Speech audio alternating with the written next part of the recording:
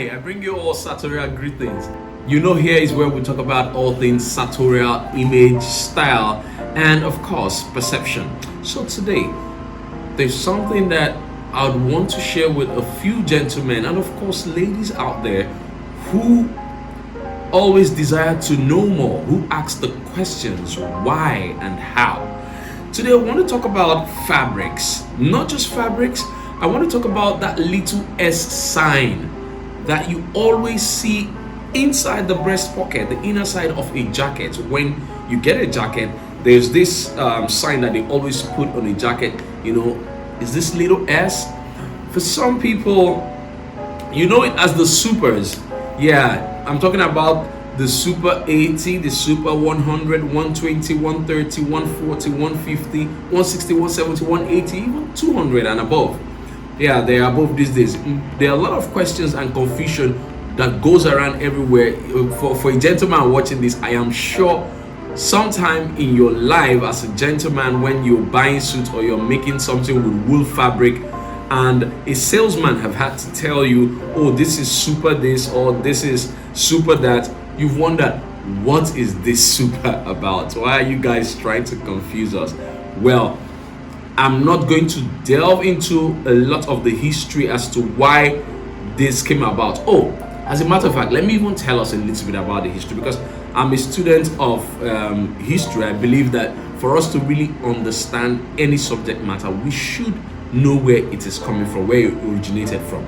The concept of supers originated from a little town in England called Bradford. In that city, they had mills, fabric mills that spun yarns, wool that were used from sheep that are used to make garments. And this came about when the measurements processes were carried out for determining the exact measurement of a yarn. In wool, they call it, they are measured in diameters or micrometers rather. That was how this came about. Depending on how long the wool was measured from point A to point B, if it's up to 60, 80, 100, 120, that is how the whole process came about. But I am here today to actually tell us, to reduce the confusion that goes with, hey, which is best for me? I have this suit that has 120 super in it. I have another one that has 110 or 100 super, and then I saw a friend wearing 200 super in Dubai or somewhere.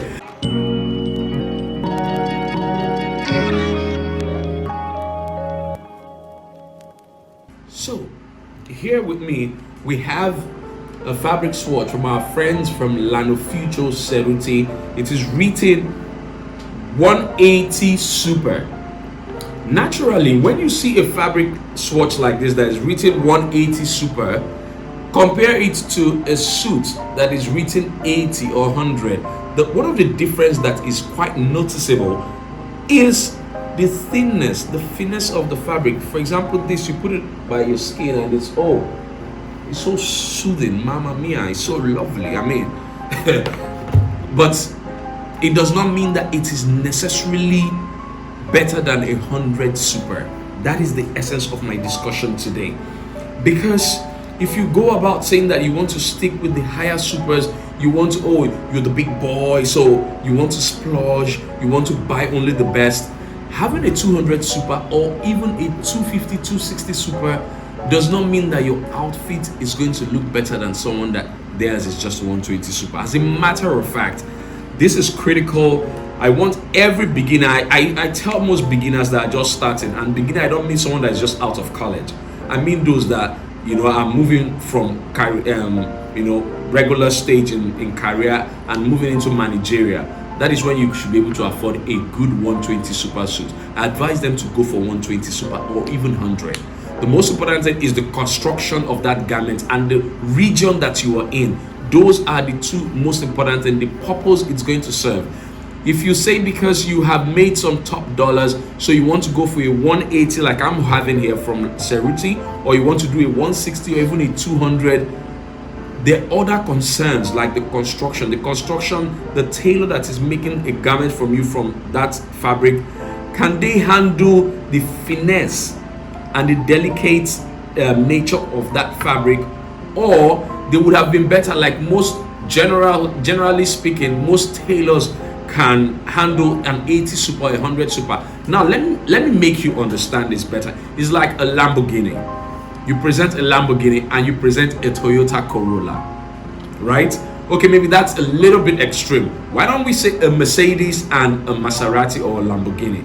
A Mercedes, let's call Mercedes a 120 super. Good machine, functions well, it goes, it answers you, it speeds well and everything, and it's not very difficult to maintain. It requires certain things to maintain it, certain kind of oil, Mobi Super One and all of those, but it's not very difficult to maintain. Most mechanics, auto mechanics around your city can fix a Mercedes even if you don't take it to a Mercedes place. But it's not the same. We can't say the same for a Lamborghini or Maserati. Now that Lamborghini in terms of fabric and Maserati is what the 160, 180, 200 and 210 and above supers is like.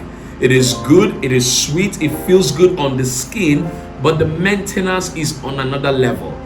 There was this time I was in Biella, and the people that were at Cerruti in Biella, Italy, and the guys that were buying the 220, 240 super were the guys from Dubai. Now their atmosphere, the humidity, you know, the way Dubai is requires that. It requires something really, really light.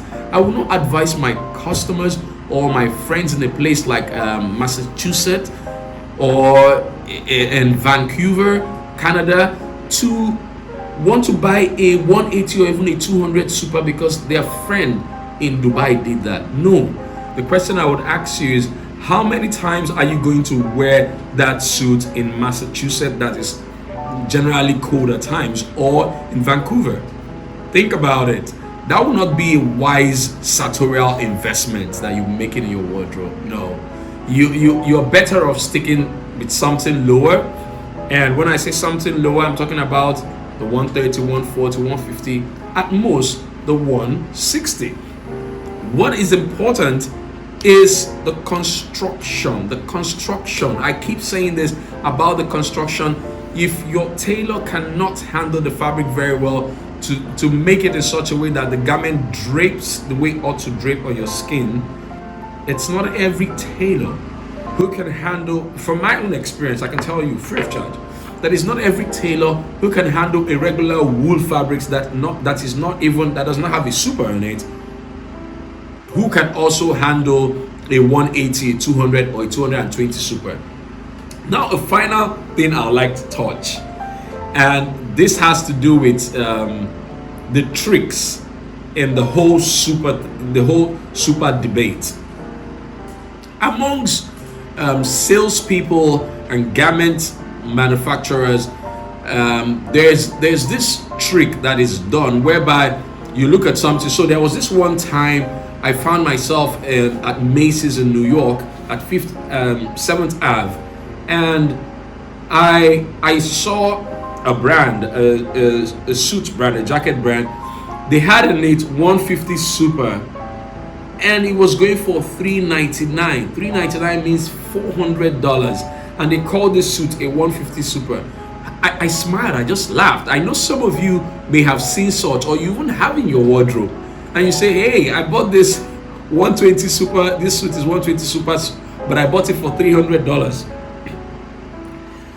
There's nothing wrong with that, but I can tell you that maybe what you have, the 150 super in that suit was generally 5 or 10% of a real 150 super thread count. That is what is in that suit. The rest of it is, in my local parlance, they call it palasa. They call it palasa. The rest of it is what is called palasa. I don't want to use the R word, but that is the gimmick that is being used in the industry. I hope I don't get into trouble trying to educate you guys on this. If you see real 160, 180 super suits from people like Loro Piana, Pina in Italy, Tom Ford, Zegna, or one of the big dogs, you you should be playing with $5,000 and above for a suit. At least $5,000 and above. If it's from people like Loropiana, you should be looking at $10,000 for a pair of suits. If it's a really 180 or 200 super suit. So when you see somebody telling you that a fabric is 180, like the ones I have here now, yeah, a meter goes for like 120 euros. To get a meter of this 180 super is 120 euros. So imagine if your tailor is to use it to make a suit. Already you're climbing over 1,000 euros to make a suit from this fabric, and that is because you're not getting from a renowned big brand. So take note of this and know that when you see a suit, you say, oh, I got this suit, I got a deal, it was $400, a 150 super suit. Friends, don't be deceived. You're not buying a real 150 super suit. You're buying something that has a composition of maybe 5% of a 150 super thread finesse, or just 5%, at most 10%. You ask me, hey, style doctor, how do I avoid making this mistake? How do I go about buying the real stuff? How do I know where to get the real stuff? Hey, apart from getting the real stuff from us, I mean, we work with the Ceruti brand. One of the things you should do as a gentleman, especially if you travel or you live in cities where you can get certified and accredited fabric sellers, is to start buying from reputable brands. We're talking about brands like VBC, brands like Lanoficio Ceruti, brands like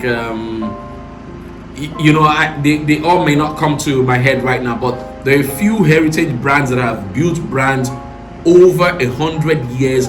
Most of them are in Biella, not of Italy, not of Milan in Italy.